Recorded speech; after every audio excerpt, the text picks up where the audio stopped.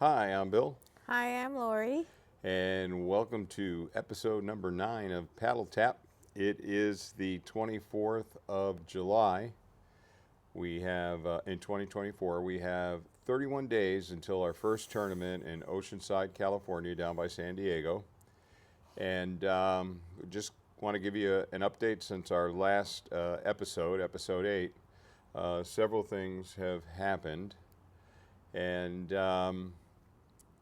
do you want to start off? I think the first thing is we played a ladder. We did a 2-5 to 3-0, and we needed to play 6 games in that ladder. Did you want to say where you were? Oh, so if you're new to the channel, recently we joined the hub of Silicon Valley. It's in 20 indoor pickleball courts down in Campbell, California. And as a result of that, there's what's known as ladders available to us, clinics. They have instructors, they have duper tournaments, so there's a whole variety of things that we could do at the hub. Right now we're focused on doing some ladders. We took a clinic today that we're going to talk about. And then we've recently started to sign up for some semi-private lessons, Lori and I, with the instructor that led the clinic today. But we'll get into that. But I wanted to get back to the ladder, the 2-5 to 3-0. We lost 3 games. We won 3 games. But of those 3 games that we lost,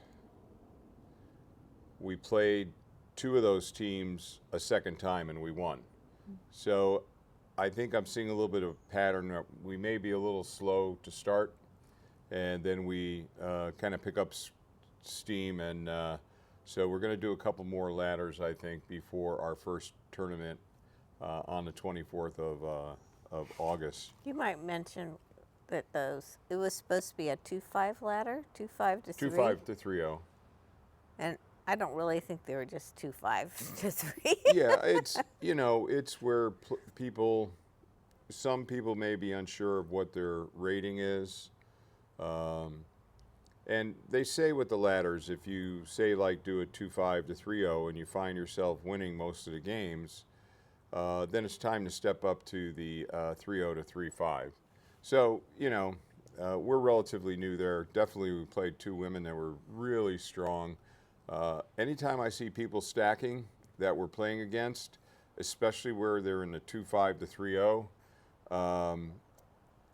I don't want to say my radar's up, but I have an idea that they know how to play the game, and they sure did. They were very strong. They worked well together. One of the right side players setting up the left side player.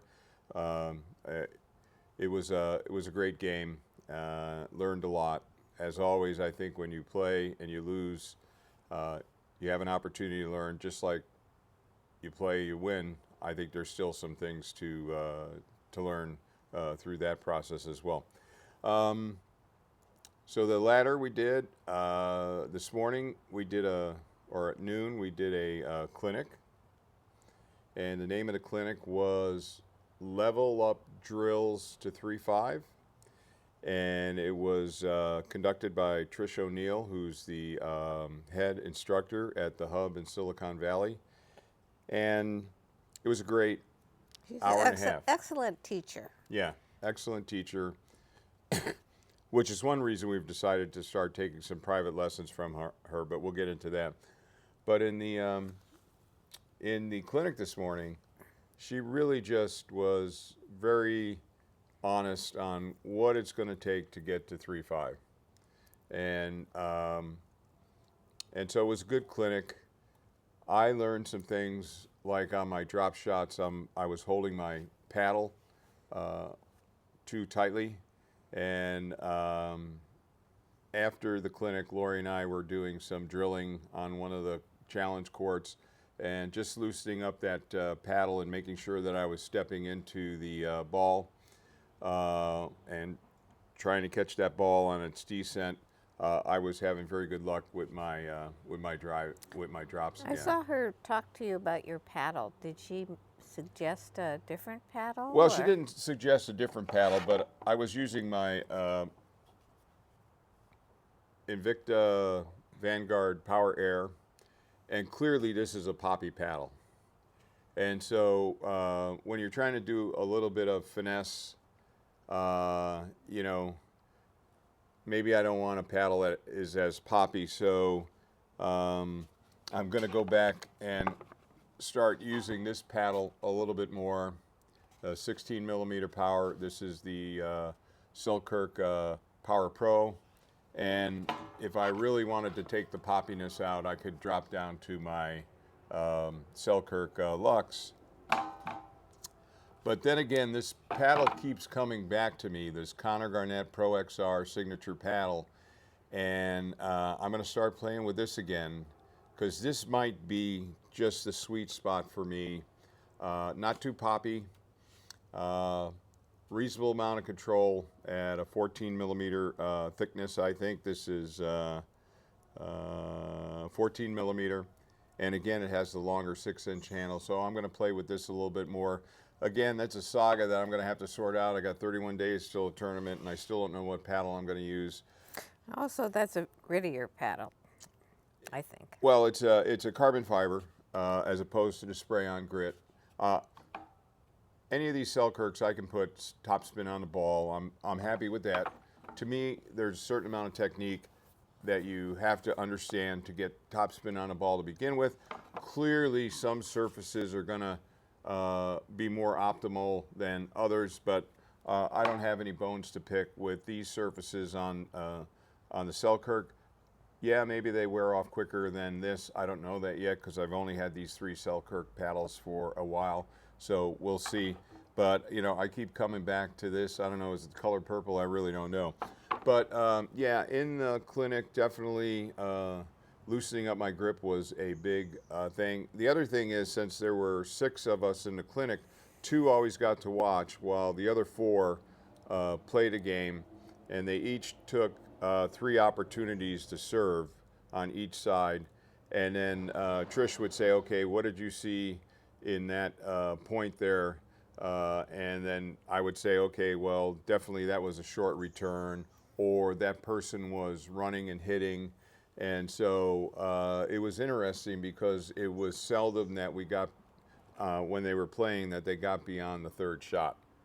And really, to get into 3-5, as Trish says it, you really got to get into that neutralized position of getting up to the kitchen, start your dinking. She stressed patience, and that's something that I don't always have. I sometimes want to quickly try and speed up.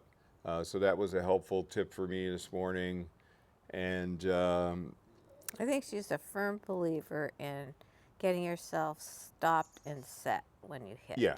At this level, I think that's what. oh yeah, you got to, you know, yep.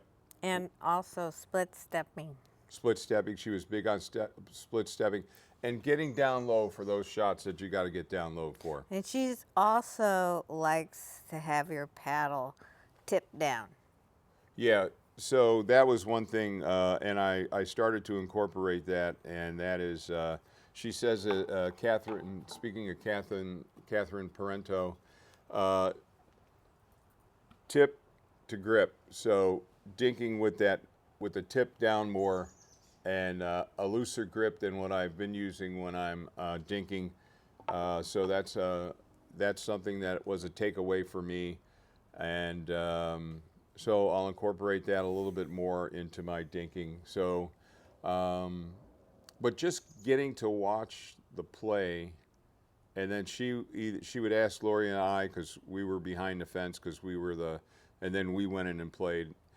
She would ask us what we saw, and then she would, after the point stopped, she would go in and she'd have a conversation about what she saw and where there was some opportunities on shot selection to do a better shot selection. And she definitely said at 3-5, you got to be thinking 3, 4, 5 shots down the road. You know, so you know you want to kind of set your team up, it's not the shot that you're going to hit right now necessarily. It's how that shot that you hit now could kind of set your team up maybe on the 5th shot or the 7th shot, or if you're on the other side, the 4th shot or the 6th shot. So that was something she was talking about. And then momentum after the return. I asked her, because I have a habit of, I'm kind of moving when I hit the return, and I've been thinking recently, well, maybe I should not be moving when I hit the return. I should hit that shot, but then as I'm following through, then start my momentum. So I asked her what her thoughts were on that. And so she said what? Well, she showed us. She demonstrated what she sees a lot of people doing, and they'll hit a return. They'll hit a return, and then they're just kind of frozen there watching that shot as it goes over the net instead of moving in. So she showed how she swings through the ball, and then she watches her beautiful shot as she's moving towards the kitchen line. So it's just a little bit different. But she's really fully stopped when she's hitting, pretty much. That I have a reasonably good handle on, stopping when the other team is about to hit the ball. But yeah, so good things. Anything that any thoughts that you had on this morning? Well, her comment to me is when I'm dropping, I need to even get lower than, I thought I was pretty low, but she says I should get even lower when when hitting a drop. So I have to focus on that. Yeah, and she asked, so some of the, I would say, several of the men, Lori was the only female in the class, they were older, and she asked at the beginning of the clinic, does anyone have knee problems, osteoarthritis or whatever? And she's very focused on getting your knees in there, getting a good balanced split step, and getting down by going down. So she asked in advance if anyone had knee issues. Don't bend over, squat down. Yeah, squat down, kind of keep more upright. So that was good. And we played a really cool dinking drill, and we're going to do a video on it, so we're not going to talk too much about it, but it kind of blew my mind, and it's a great drill for hand-eye coordination. So if you're interested in seeing that, the next time we go out and drill, we'll record the drill for you, and we'll post it up, so hit the notification bell and maybe even hit the subscribe button so you won't miss it. Anything else about this morning that you... No, I thought it was a very good exercise. She did have us do a drill. We did dinking, so tip down. That's basically moving to keeping the ball in front of you at all times. So that means you have to really move to the ball so you can hit it within this bubble. And getting down when you're dropping. So we also did a drill on dropping and moving to the net, which was very good. Yeah, it was actually, what does she call it? It's DR... I think she called it doodle, something like that. Droodle or something, yeah. DRDL. Yeah, drop, reset, dink, and then lob. And lob. So. And I think for her, what she was trying to communicate to us is, and it's something Lori and I have been working on for a while now, and we'll continue to work on it. And the drop, the reset, and the dink is kind of what you need to be accomplished at to move up through the transition zone. And again, she's stressed. Don't be in a hurry. Have patience. Maybe you have to hit a third shot. Maybe you have to hit a fifth, a seventh. Don't just try and rush up there. And so, also, go ahead. You mentioned when the ball starts to pop up, don't move up and put your paddle down, because if they go up, then you go down and move back. Yeah, one thing I think I saw when we played the ladder, might have been Monday. I don't know when we played the ladder, but last Friday. Might have been Friday or something. Is that, and it stands to reason, when we were able to keep the ball low, going over the net, we did better. We deprived the other team from putaways on us and slamming it. And that's when I think we really started to pick up steam. The first couple of games, we were putting the ball a little bit too high over the net. And then we, I don't know if we settled down. I don't know what happened, but then we started keeping the ball lower and we started getting better results. And So today also she mentioned, I know these are drills to 3-5, so you accept what your level is. And she says don't try to speed up if your paddles, I mean, if the ball is lower than 3 squares of the net. actually 4, I think she said, Laura. Oh. She went up to the net and she counted the net squares down, and maybe it was 3. She said if the ball is lower than 3 squares on the net, you're going to have a hard time And speeding up on that ball. Don't speed up, yeah. Yeah, so Yeah. that was So you good. have to accept where you are. We're not playing 4 or 5. We're at 3-5. These are drills 2-3-5. So she set a standard, or what your skill level is. I mean, if you're maybe a 5, then you could speed up down low. But at this particular level, she said, don't speed up the ball when it drops more than maybe 3 inches or Yeah, I think 5 inches. I know when I watch the pros and they're successful getting maybe a ball that might be in the yellow zone, maybe just above the knees, their ability to do a roll volley helps them get that ball up and down. The other thing she pointed out was she was talking about the red zone below the knees, the yellow zone kind of, I think, was from the net to the knees, the green zone where you're kind of up. And this is the first person I mentioned, and up here you're back in the yellow zone, because if you're up here trying to get a shot, there's a very good chance it could go out, unless you've been paying attention and you see the people are able to put a lot of topspin, where then there's a likelihood they'll be able to keep it in. So, I mean, for $55 for an hour and a half, I felt it was a tremendous value. It's enabled Lori and I now to incorporate the drilling that we did this morning into our drilling that we do several times a week.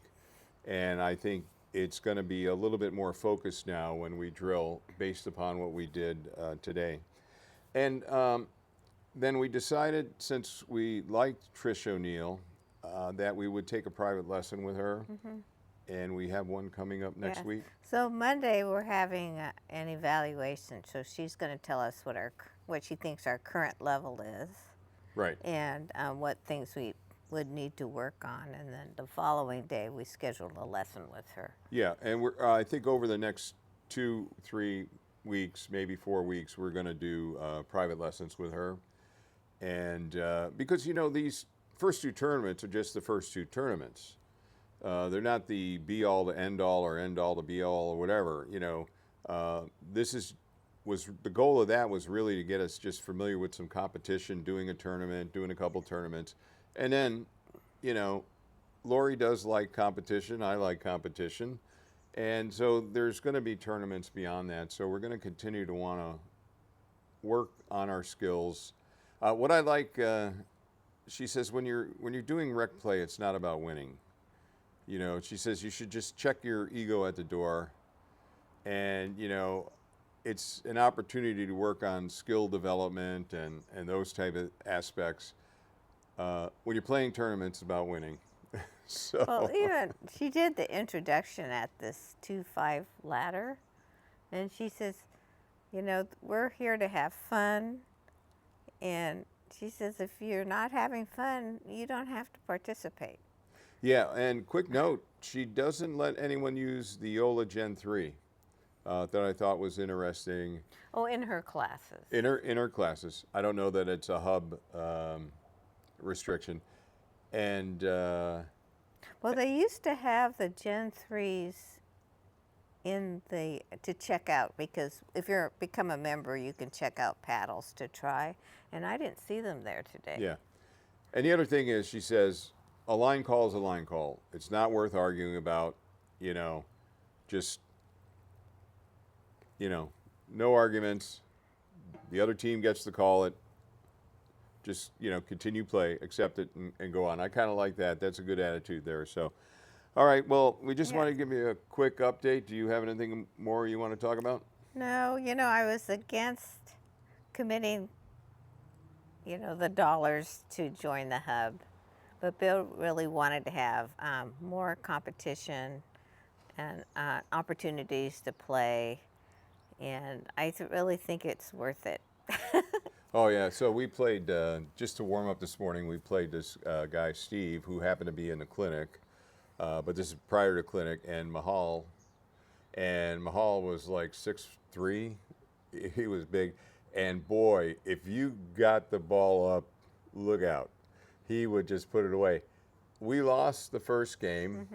We weren't pickled. We lost the first game, and then we came back on the second game against them, and I think we lost 7 or 8 to We were 11. almost, we were just 1 point behind, I think, when we had to stop. No, they beat it. No, they beat us by 3. Did we go all the way? 11-8. Did we finish the Yeah, second? we Oh, were okay. able to finish, I think. And what we did is, I think we made some adjustments. We kept it away from Mahal. I mean, you gotta, Trish in the clinic stressed you have to have a game plan before you put the paddle on the first ball. When you get on the court, what is your plan? Where are you going to hit it on a return? And these are conversations I know Lori and I have not been having. Occasionally we'll make mention of something. So again, as part of the strategy portion of the clinic this morning, that was very important information. So we need to think about that a little bit more before we step on the court. And then as we play and we see how the team on the other side is playing, we have to have a little conversation about what adjustments we should be making. What are we seeing? Is someone a weaker player? Is someone having trouble if you put it to their backhand, and those type of things? So again, a great experience. So all right, I think that's about it. Wanted to kind of keep it short. I was talking a lot more quickly today, so I hope that's okay. But I just want to say, when Lori and I won the 3 games in the ladder, it felt nice, right? I know it's not about winning, but it did feel nice. And they were pretty competitive. I mean, again, I don't think these were 2-5 to 3-0 players in the ladder. It's a pretty casual Yeah. atmosphere. Yep. People just want to play, and so maybe they're playing above their level. But these are free to participate, and so they're not, they're not super competitive. I mean, they're competitive, but not so seriously. Not like we have prize money. Or Yeah, anything. everybody's been really friendly, and it's just been great. Okay, so again, 31 days to the tournament. We'll do another podcast next week. By that time, we'll have taken our first lesson with Trish. On Monday, she'll kind of evaluate us where she thinks we are as far as a rating. That'll help us understand what courts we should go on, which challenge courts we should go on. And then Monday, and I think as part of the evaluation, she'll formulate some type of plan on what we should be working on based upon our current skill level across the different shots. And then the next day on Tuesday is our first private lesson with her, and then we'll start to focus on what she thinks each of us should be focusing on. And we're really excited about that. So, all right. If you like this kind of content, please give it a thumbs up. What do we always say? Like, share, and subscribe. All right. Thank you for dropping into the channel. See you on the courts. See you on the courts.